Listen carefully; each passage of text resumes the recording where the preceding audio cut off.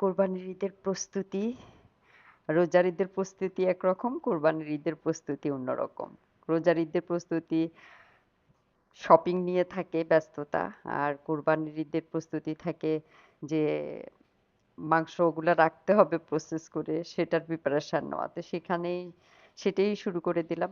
Deep ফ্রিজটা একদম clean করে ফেলেছি সুন্দর করে, এবার আমি ক্লিন করে অন করে রেখেছি এটাতে যেন বরফ জমে যায়।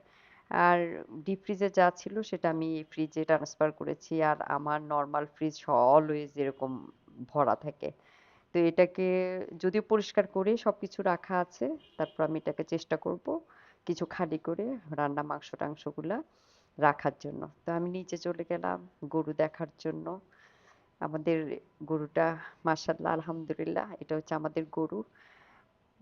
ছোট্ট মোট্ট গরুটা খুবই মায়াদারক, মানে গরুটা দেখলে এত মায়া লাগতেছিল মাশাআল্লাহ। আর এটা কারো পালিত গরু, বুঝে যাচ্ছে সে আমাকে দেখে আদর নিতে চাচ্ছে, আমার দিকে তাকাচ্ছে, আসতে চাচ্ছে। একদম দেশি গরু, ছোট মোটো দেখতে খুবই কিউট মাশাআল্লাহ মাশাআল্লাহ।